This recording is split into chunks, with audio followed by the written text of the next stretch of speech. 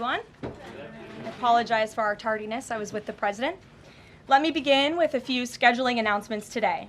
President Trump will travel to Scotland, where he will visit both Turnberry and Aberdeen from July 25th to July 29th. During the visit, President Trump will meet again with Prime Minister Starmer to refine the great trade deal that was brokered between the United States and the United Kingdom. And the President and the First Lady will travel to the United Kingdom for an official state visit from September 17th to September 19th later this fall. This will mark a truly unprecedented second state visit for President Trump, and he is honored and looking forward to meeting with His Majesty the King at Windsor Castle. There has been a wave of positive economic news over the past week, which I would like to highlight today. Joe Biden's inflation crisis has been defeated. Prices paid to American businesses for goods and services were flat in June, which is lower than all 50 forecasters in the Bloomberg survey predicted. And core inflation, which is the best measure of inflation, came in lower than expected again in the month of June. Since President Trump took office, core inflation has tracked at just 2.1% overall and has come in below or at economists' expectations every single month. Wages are growing at a strong pace and prices are falling for everyday Americans. We also saw prices for new and used vehicles and airfares drop last month. In addition, prices for gas, fuel oil, energy commodities, hotels, airfare, public transportation, and fresh vegetables are all down over last year. As we said all along, trust in President Trump. The American dream is back, and everyday families are already reaping the benefits of this incredible economic turnaround in just 6 months. President Trump has ended the era of economic surrender and implemented powerful tariffs to stand up for our workers and businesses and rebalance America's trading agreements. Despite all of the doom casting from the so-called experts claiming that these tariffs would be the end of the world as we know it, the opposite has occurred. Tariffs are not inflationary, as President Trump has said all along. In reality, tariffs are a source of massive revenue. We're seeing trillions of dollars in private investment pour into our country right now because the companies around this world want to make their products right here with American labor and not have to pay any tariffs at all. Customs and tariff revenue has already totaled more than $113 billion since President Trump entered office, helping to lead a budget surplus in June for the first time in nearly a decade. We are truly entering a golden age as a result of these pro-growth and America First trade policies. On another matter, yesterday in the East Room, the president was proud to sign the Halt All Lethal Trafficking of Fentanyl Act into law, surrounded by angel families to help finally end the devastating fentanyl crisis that has ravaged millions of Americans. Under the HALT Fentanyl Act, anyone who possesses, imports, distributes, or manufactures any illicit fentanyl-related substances will be subject to criminal prosecution in the same manner as any other Schedule I controlled substance. This legislation will close the loopholes that criminals use to skirt around the law and make it easier for law enforcement to prosecute vicious traffickers who peddle poison in our communities. President Trump has always made tackling the drug crisis a top priority, and this important bipartisan legislation further follows through on that commitment. The complete and total success at our southern border that many in the media in this room continue to ignore is another example of the president keeping his word to families who have lost loved ones due to fentanyl, and it's another win for the American people.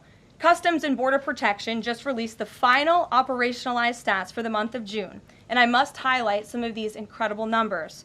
There were only 6,072 Southwest apprehensions in June, 15% lower than the previous record that this president set in the month of March. To put that in perspective, the Biden administration routinely saw the same number of encounters in a single day, and on many days, that number was more than 10,000 apprehensions at the Southwest border. There were also 0 illegal aliens released along the Southwest border for the second consecutive month in a row. President Trump promised to end the illegal alien invasion, and he has delivered on that promise to the American people in record time. With the border sealed, deportations are ramping up. This past weekend, our brave ICE agents were arresting violent criminal illegal aliens all across the country. ICE Atlanta arrested an illegal alien from Mexico, convicted of attempted rape of a child in North Carolina. ICE Baltimore arrested an illegal alien from Guatemala who was previously convicted for sexual abuse of a minor in Maryland. ICE Houston arrested a criminal illegal alien from Mexico whose previous conviction includes aggravated sexual assault of a child in Texas. ICE Salt Lake City arrested a 32-year-old illegal criminal alien from Mexico who was previously convicted for child abuse and injury. ICE Baltimore arrested a criminal illegal alien from El Salvador convicted in Maryland for possession of child pornography. And ICE San Antonio arrested a criminal illegal alien from Mexico convicted of aggravated sexual assault in Texas. The men and women of ICE are heroes. They are putting their lives on the line every day to get the worst of the worst, these types of criminals, out of our communities and out of our country. And the president continues to strongly have the backs of all ICE agents who are doing their jobs to keep all of us, including everyone in this room, safe. The facility, one second. In other news, following President Trump's bold executive actions protecting American children from irreversible chemical and surgical mutilation, the largest provider of these barbaric practices will now be closing its doors. The facility in Los Angeles, California, is just the latest facility downsizing or eliminating their irreversible and harmful services that feed into the lie that you can somehow change a child's sex. The Biden administration peddled dangerous policies that defied medical science in favor of radical transgender ideology. But President Trump has put an end to that to ensure America's children's innocence is protected and our children can lead healthy and productive lives. Finally, last night, Senate Republicans passed President Trump's $9 billion Recisions package. This will help restore fiscal sanity in our country by rescinding billions in wasteful foreign aid and finally ending taxpayer funding for PBS and NPR, two media organizations that have ridiculously used federal dollars to push a partisan left-wing agenda for many years. The House should pass this Recisions package immediately and send it to the president's desk for signature. On another note, I know that many in the media have been speculating about bruising on the president's hand and also swelling in the president's legs. So in the effort of transparency, the president wanted me to share a note from his physician with all of you today. In recent weeks, President Trump noted mild swelling in his lower legs.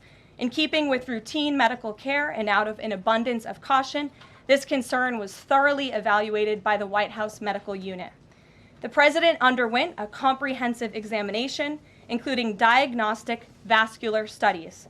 Bilateral lower extremity venous Doppler ultrasounds were performed and revealed chronic venous insufficiency, a benign and common condition, particularly in individuals over the age of 70. Importantly, there was no evidence of deep vein thrombosis or arterial disease. Laboratory testing included a complete blood count, comprehensive metabolic panel, coagulation profile, D-dimer, B-type natriuretic peptide, and cardiac biomarkers. All results were within normal limits. An echocardiogram was also performed and confirmed normal cardiac structure and function. No signs of heart failure, renal impairment, or systemic illness were identified. Additionally, recent photos of the president have shown minor bruising on the back of his hand. This is consistent with minor soft tissue irritation from frequent handshaking and the use of aspirin, which is taken as part of a standard cardiovascular prevention regimen. This is a well-known and benign side effect of aspirin therapy. And the president remains in excellent health, which I think all of you witness on a daily basis here. So the president wanted me to share that note with all of you. I'm happy to take further questions on it. We will provide the memorandum from the president's position to all of you, as we always do.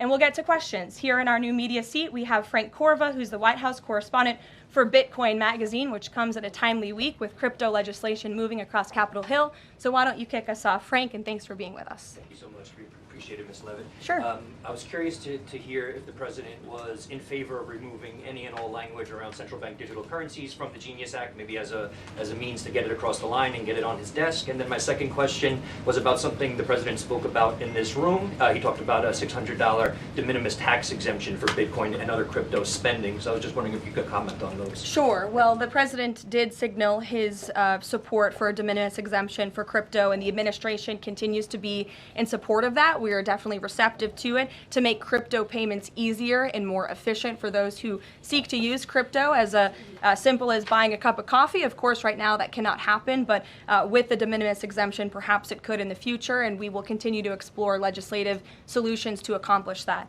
As for the central bank digital currency and the Genius Act, which you noted has passed through Congress and will be sent to the President's desk. I believe the House is voting on it. If they haven't, they should be passing it. We know we have the votes, and we expect it to get to the President's desk, and we are planning a signing ceremony tomorrow afternoon. All of you will get more details on that. This piece of legislation is going to make America the crypto capital of the world, and that's what the President promised. As for a central bank digital currency, the President opposes that. He made that promise to the American people on the campaign, and while it's not in this specific piece of legislation, he did sign a January executive order banning a central bank digital currency. The administration supports Congress's efforts to codify that executive order into law, and I believe there will be future pieces of legislation in regards to crypto that will be moving through Capitol Hill. The President looks forward to signing them, and he looks forward to the signing ceremony this afternoon. So thank you for being with us today. Sure. Jackie. Thank you, Karoline. There's been a lot of discussion about the Epstein files and the President's comments yesterday calling it a hoax. Can you clarify which part of the Epstein hoax is the hoax part?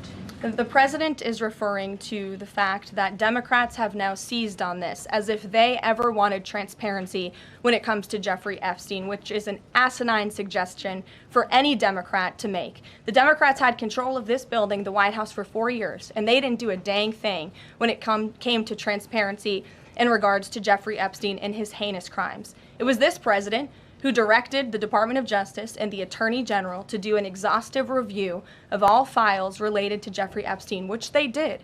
The Attorney General and the FBI, led by Pam Bondi, Dan Bongino, Kash Patel, these are great patriots, some of the most trusted voices in the Republican Party movement. It's part of the reason the President appointed them to these high law enforcement positions, and they spent many months going through all of the files related to Jeffrey Epstein, and they concluded what they found in that memo, which they drafted and they released. And so the President has been transparent. He has followed through on his promises to the American people, but he doesn't like to see Democrats and the mainstream media covering this like it's the biggest story that the American people care about.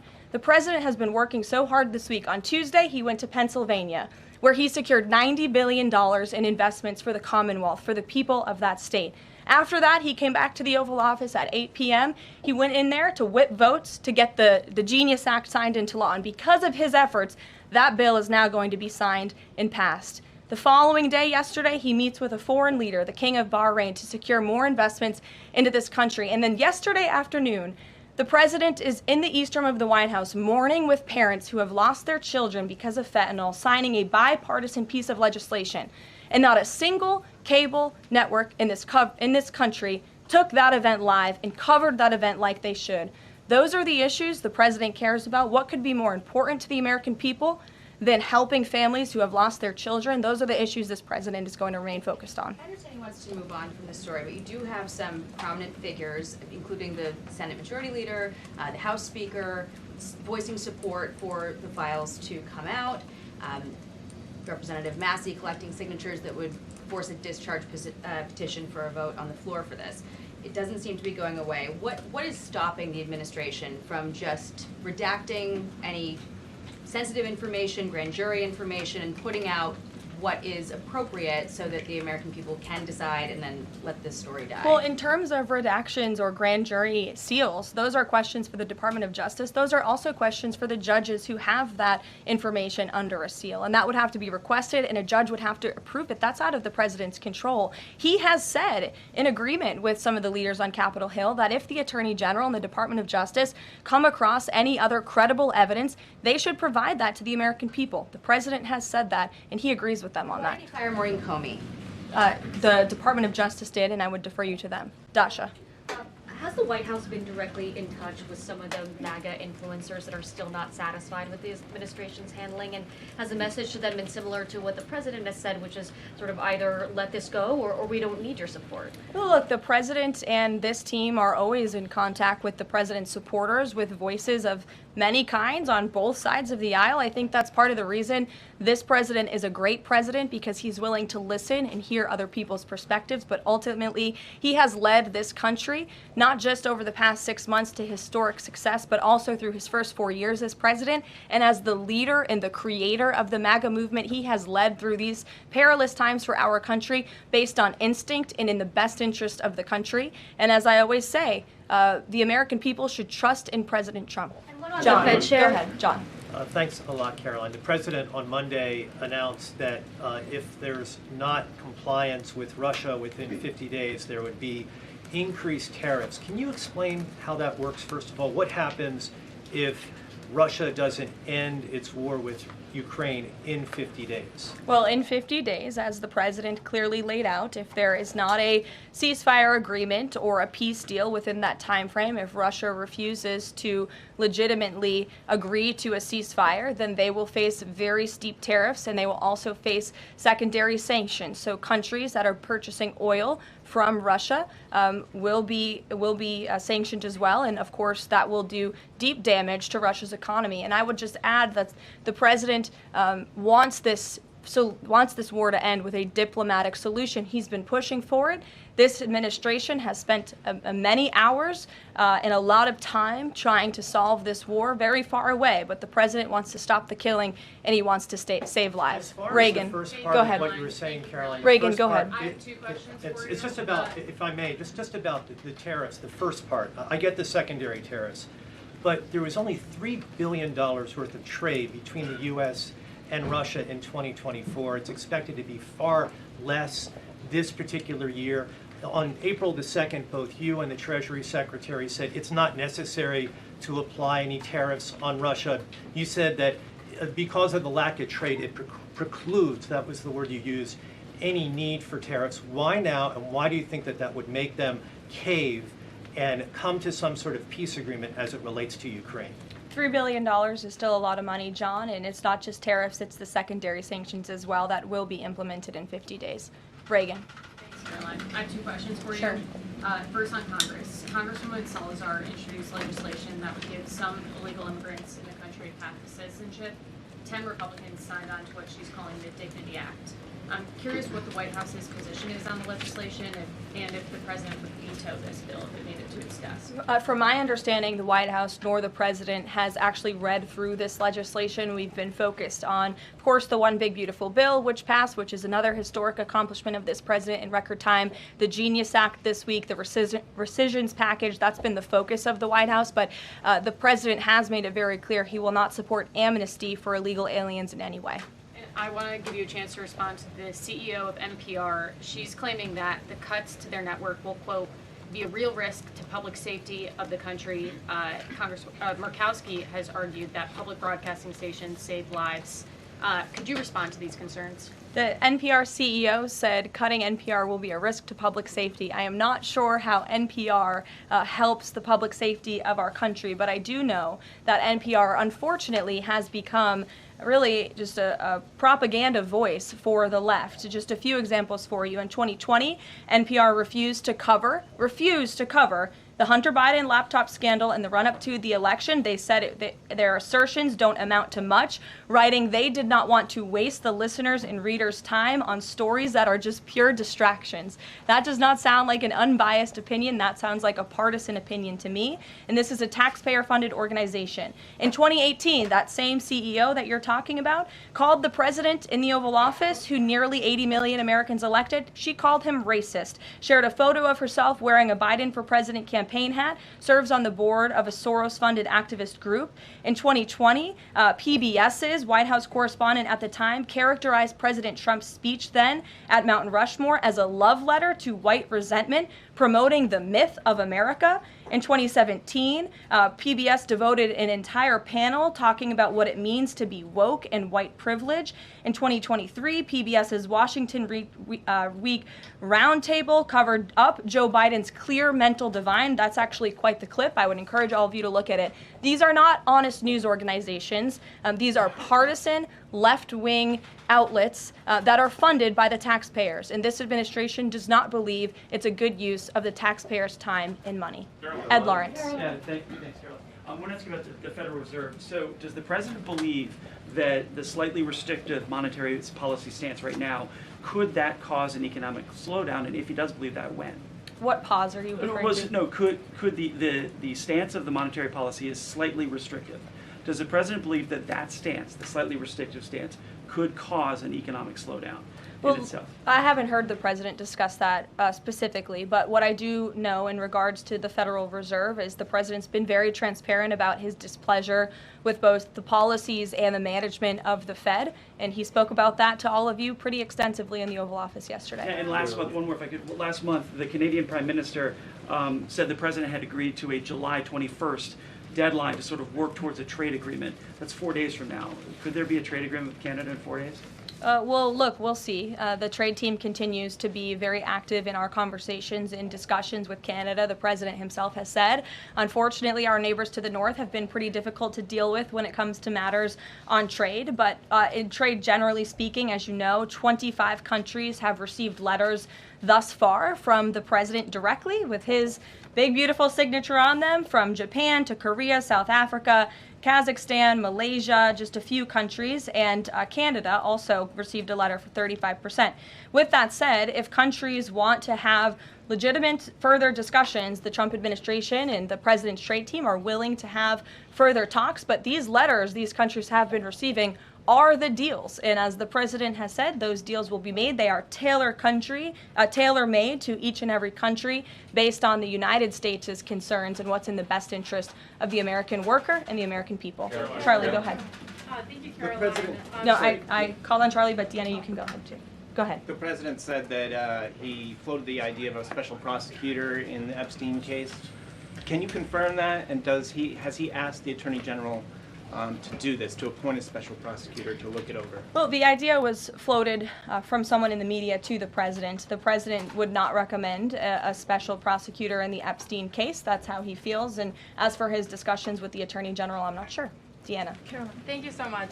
Do you know what the president's reaction was to Mike Johnson saying that he wants additional files released, the Epstein files? Was there a conversation with Mike Johnson about that following his comments? I won't discuss the president's private conversations with the Speaker of the House, but as I answered to Jackie's question earlier, the president has said if the Attorney General and the Department of Justice and the FBI have any more credible evidence in regards to Jeffrey Epstein's crimes, they should put that forward. He has called on them to do that. Sure. Thank you, Karoline. With a few days. I'll go to all of you, starting with the lady in the blue. Go ahead. With a few days to the August 9th deadline, how are the negotiations with Europe going? There's some sticking points. What are they? Can we expect a delay, or should we expect a deal soon? Well, I believe the deadline is August 1st. As for the European Union, they continue to be very eager in negotiating with our country for obvious reasons on ways to lower their tariff and their non-tariff barriers that we have long said harm our workers and our companies. So the president's trade team continue to be in talks with the European Union. Would he accept, or would he put forth a postponement of the August 1st? He's already said he will not. Caroline, Owen, go ahead. Good afternoon, Caroline. In Gaza today, Holy Family Catholic Church was struck by an Israeli shell. Yes. 3 people were killed, 10 wounded. What is the president's reaction to that church coming under fire? It was not a positive reaction. He called Prime Minister Netanyahu this morning to address the strikes on that church in Gaza, and I understand the Prime Minister agreed to put out a statement. It was a mistake by the Israelis to hit that Catholic church. That's what the Prime Minister relayed to the President, and you should look at the Prime Minister's statement that will be coming out. Steve, go ahead. Back to your letter that you read at the beginning. Sure. The President, you said mild swelling in his legs. Is Yes, it sir. causing him any discomfort? How are you treating it? Nope. No discomfort from the president at all, and you probably all see that on a day-to-day basis. He's working around the clock. As for the treatments, I can defer to the president's physician, and we'll get you this letter. I think it will answer all your questions. There are reports that a Chinese-born banker who works in Atlanta for Wells Fargo is being prevented from leaving China. Has the president, is he going to bring this up with President Xi? Are you aware of the case? I'm not aware of the case, but I'm sure our National Security Council team is. Steve will get you some answers on that. Thank you. Kristen. Thank you, Caroline. Two questions. So the first is that President Trump said that the Attorney General only gave him a brief overview of what was in these Epstein files. Does he have knowledge or an understanding of what is in the files related to Epstein that have not been released? Not to my knowledge, and that's a question for the Attorney General, as I said, and the President has told the Attorney General if they have any more credible evidence, they should release it. Is that evidence, would she have to run that by the President before she released it? I don't think so. He said if she has any more credible evidence, she should release it. Your Honor. Go ahead. Thank you. Go ahead, yes. Great, thank you, Caroline. Two questions. One, today. And you can go ahead, Andrew. Don't worry. Today, tens of thousands of folks are rallying nationwide to honor the legacy of Congressman John Lewis. Meanwhile, Republicans in Texas reportedly are working to redraw congressional maps at President Trump's urging.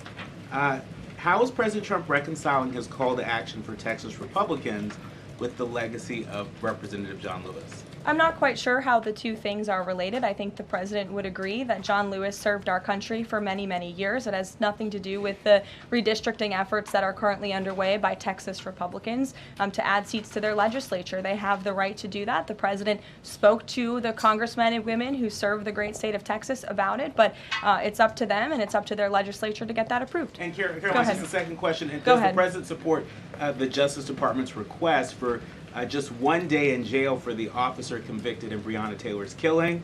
And what message does he believe that sends to her family and to other families seeking justice in cases of police violence? I haven't talked to the president about that case. Go ahead. Just the president, when the president met the interim president of Syria a couple of months ago, he described him as a young, tough, attractive guy. After the latest clashes in Syria over the last few days, does President Trump still support Syria's interim president?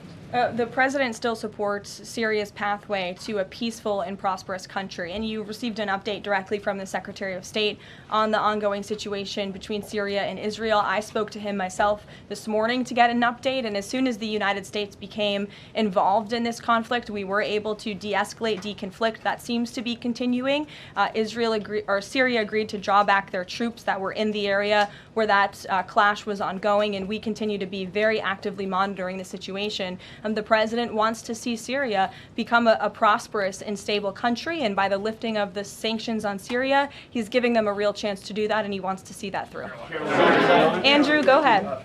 So on Tuesday, the president told a very detailed story about his uncle, noted scientist John Trump, and Theodore Kaczynski, the late Unabomber. He said that Dr. Trump taught Ted Kaczynski. Ted Kaczynski was not identified as the Unabomber until 1996, 11 years after John Trump passed away. It would have been impossible for John Trump to have ever discussed the Unabomber with the president. So what was he talking about? And I have one follow-up.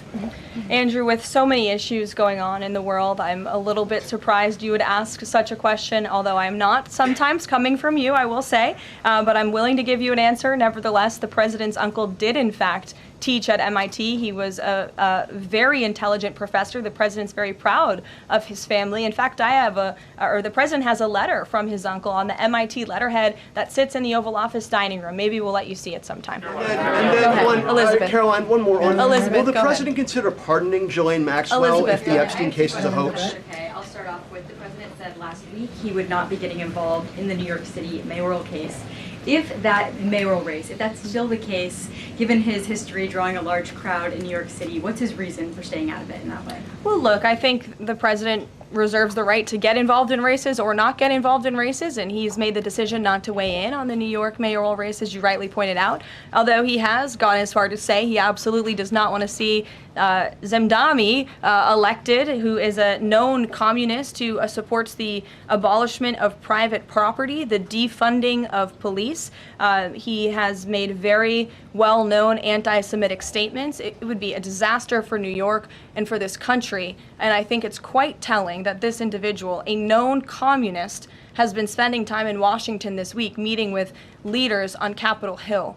This is truly where the Democrat Party is headed. Clearly, they learned nothing from November 5th in the president's overwhelming victory. Mary, go ahead. Thank you, Karoline. I want to backtrack to the hospitals that have stopped providing transgender surgeries and hormones for kids. On this front, does that have anything to do with the DOJ subpoenas last week? Should we expect any more hospitals be shutting down their programs? And I wanted to also ask what you make of all these media reports, especially the AP, which I noticed, which portrays these children as losing something that's saving their lives.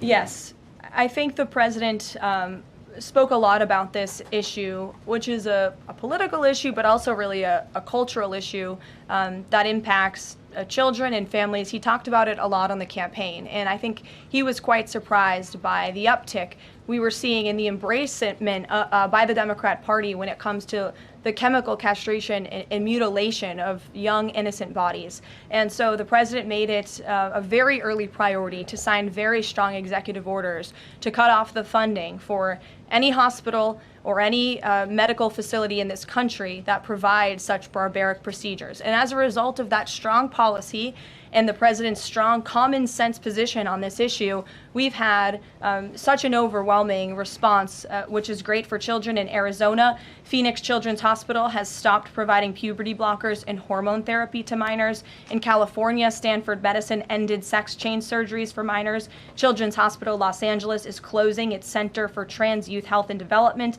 surgical program. In Illinois, Lurie Children's Hospital Chicago stopped sex change surgeries. Again, let's think about what we're talking about here. Sex change surgeries for minors. These are barbaric practices that no innocent child should have to endure. And the president wants to protect the innocence of children, and I know the vast majority of Americans support him in that effort. This is a wildly popular and common sense endeavor this administration has taken, and we've seen many of these medical institutions have followed through with the president's executive orders, but will continue to take further action on this important issue.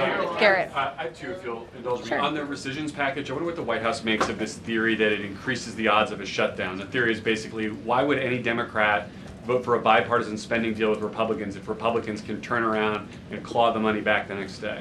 Look, $9 billion worth of crap that it was in our federal funding that is now being rescinded. This is a good thing for the American people and the American taxpayer, and I think our Office of Management and Budget Director was saying this process should be more bipartisan. Democrats, there was a time in this country where Democrats too cared about getting rid of waste, fraud, and abuse in our federal spending. I think every American agrees the government spends way too much money on things that don't matter. Some of those things includes PBS and NPR, or for instance, the Democracy Fund, which was funded to the tune of $83 million through the Department of State, but they were giving hundreds of thousands of dollars for gender equality and empowerment hubs in Yemen, $3.9 million for strengthening information integrity, equality, and democracy for LGBTQI population of the Western Balkans. These are not good uses of the taxpayer funds, and Republicans are proud to lead that effort, and we wish more Democrats would join us in that. I wanted to follow up on the Maureen Comey question just to clarify. Did the White House have any knowledge, or did the president sign off on her firing? This was a decision that was made by the Department of Justice. There was an agreement that was made between Immigration and Customs Enforcement and the Centers for Medicaid and Medicare Services regarding access to Medicaid information for 92 million Medicaid recipients around the country. That includes health information. So how does that not violate HIPPO violations and privacy concerns, for example, of American citizens? I'm going to have to defer you to Immigration and Customs Enforcement on that. I'm unfamiliar with that agreement that they made. Thanks, Caroline. Two questions. Roosevelt said today he's going to be looking into cost overruns in the Fed's renovation projects. Is there a deadline for him to come back with findings to the president? I don't believe there's a deadline the president has set for Roosevelt, but I think, again, this is a good use of taxpayers' time to look into this project that is millions and millions of dollars over budget. It's for a big, beautiful mansion for the federal chairman, reserve chairman, and I understand that it costs much more than it did the beautiful palace that many of you joined us at when we went overseas. So it's completely unnecessary, it's overpriced, and I think it's a good thing the administration, led by the president, is looking into it. If there ever were to find wrongdoing or fraud, would the president reconsidering firing Jerome Powell? Look, it's a hypothetical question. We'll see where it goes. The president spoke about how he feels on this matter yesterday. Sure. Thank you so much, Caroline. So we saw Ambassador Huckabee arrive to Prime Minister Netanyahu's trial to show his support. Does the president plan to impose any kind of sanctions against the Israel judicial system? I don't have any update for you on that or any announcement on that front. I don't believe so. Does the president believe that justice has been served in the Epstein case? Look, the president believes that he directed the Department of Justice to do an exhaustive and thorough review, and they did that. And they all agreed, the FBI director, the deputy FBI director, the attorney general, on the memo that they drafted and they released. Thank you, Caroline. Just a follow-up on Reagan's question. Representative Salazar's bill, it grants illegal aliens with legal status for 7-year increments. It also gives permanent path to residency for so-called dreamers. And, you know, President Trump and Labor Secretary Chavez, who previously co-sponsored a version of this bill when she was in the House, they've spoken about a work deal similar to the bill, I believe. What's the difference between a work deal and amnesty? Look, as I told Reagan, the president, the White House have not reviewed this specific piece of legislation. It's just not where our focus has been. But the president, for one, has been very clear he does not support amnesty. We'll go to, oh, look at some friends in the back. Brian, go ahead. You didn't show up early enough to get some good real estate up here. I love it. Any update on the autopen? I know that there was the DOJ and some others were looking into the thousands of documents that were signed off just before Joe Biden left office. Any update on the autopen? Yes. I'm not laughing at you. I'm just laughing at how far away you are, and you're going to need to get some microphones back there. On the autopen investigation, yes. The White House counsel's office has launched their own investigation into former President Biden's usage of the autopen. We have requested some documents from the National Archives, and again, as I've said many times from this podium, and the president has said as well, it's incredibly important that we get to the bottom of who really was at the tip of the spear in the decision-making process here in the White House, because former President Biden himself admitted to the New York Times, I understand he never gave interviews when he was here, but now all of a sudden he wants to give one, and he said that he did not actually review every single pardon that he signed on his way out the door. That's incredibly concerning, and I can tell you it's something this president would never tolerate. This is a president who is signing things all the time. Any document that has legal implications, this president's signature is on it because he's the one making the decisions. It does not appear that was the truth in the previous White House, and I know the American people want to receive answers on who was running the show, because the decisions that were made in this place really destroyed our country, and we deserve to get to the bottom of it. Mark, in the back. Thanks. Some Christian groups are complaining that they are not able to get visas as quickly to travel to Israel, and it's been elevated to Ambassador Huckabee's station. Is the White House aware of that? Does it have any reaction to that? And is that part of the president's disappointment with Netanyahu's government? Look, I'm not aware of that, Mark, but I'm sure, again, our National Security Council is, and also the State Department. As you know, travel visas roll through Secretary Rubio's shop over there, whom we work very closely with, so we will check in on the matter. But I know overall this president and the administration do want to streamline the visa process to make it easier for both Americans who want to travel abroad and people abroad who want to come to our country the legal way. Sure. Go ahead.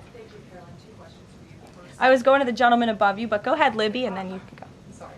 Okay, Two questions for you. The first is, during the Whole Nation Summit, Secretary Noem suggested there could be some changes to TSA's liquid limits. Mm-hmm. Is the President aware of that? Is that an idea that he's backing? And what would that timeline and the changes look like? Sure. I would defer you to the Department of Homeland Security, but I did see Secretary Noem's comments, and I think it's great that on day one she asked TSA, what are we doing right? What are we doing wrong? How can we make air travel more efficient while maintaining utmost security for American passengers and travelers? And I know they announced no more shoes, or you don't need to take off your shoes anymore at the airport, which I think is welcome news to all of us who travel a lot. But further guidance or decisions, of course, that's in the Secretary of Homeland Security's overview, and I would defer to her. And the other question for you is on Bondi and Burgum's trip today to Alcatraz. I'm curious what the funding is going to look like for that, and who the President does want to see incarcerated there, if it were to become. Sure. Well, this was an idea of the President. He spoke about it in May, and he directed his administration to review a reopening plan for Alcatraz if it is possible, which is why the Attorney General and the Secretary of Interior have traveled there today. They are touring the site, and if the Alcatraz prison is reopened, it would be under the purview of the Bureau of Prisons, and the Secretary of Interior also would play a big role in this as well. So they're there to review the site today, and I'm sure you'll hear more from them on it later. And just to follow up, Libby, on who the President wants to see housed in Alcatraz, the worst of the worst criminals in this country, both American criminals who convict heinous crimes, but also illegal alien criminals before deportation as well. Sure. Go ahead. The State Department yesterday urged the Chinese Communist Party to cease its campaign to eradicate Falun Gong, a peaceful spiritual practice. With the anniversary of this brutal persecution approaching, does the White House have a message for the CCP on this? Well, I will get you one, and we will get back to you. Sure. Go ahead. We'll take. Go ahead, and then go ahead. Sure. I've never called on you. Why don't you go ahead? In the red tie. Hello. Dr. Harper behind. Thank you. Yes. Go ahead. Go ahead. Me, thanks. Yes. Thank you, Caroline. Yes, you. What's your name? My name is Matias. Thank you. What's your outlet? I'm from Record TV, Brazil. Great. Brazil's President Lula recently said that President Trump was elected to govern the United States and not to act as the emperor of the world. And he also emphasized that Brazil is open to negotiation. I'd like to hear what you have to say about it, what the administration has to say about it, and specifically what areas are currently open to negotiation in the light of the 50% tariffs that were announced. Sure. The President is certainly not trying to be the emperor of the world. He is a strong president for the United States of America, and he's also the leader of the free world. And we've seen a great shift across the entire globe because of the strong leadership of this president. In regards to Brazil, the President sent a letter to Brazil announcing their new tariff percentage. He also directed our USTR Ambassador Jameson Greer to launch an investigation of Brazil under Section 301 of the Trade Act of 1974, designed to address unfair foreign practices that are affecting U.S. commerce. For years, we know Brazil's digital regulations and weak IP protections have undermined U.S. tech and innovative companies, and their tolerance of illegal deforestation and other environmental practices puts American producers, manufacturers, farmers, and ranchers who follow better environmental standards at a competitive disadvantage. So this president always acts in the best interest of the American people and the United States of America, and he will continue to do so. Thank you very much, everyone. We'll see you later. I appreciate the enthusiasm today. Thank you, Caroline.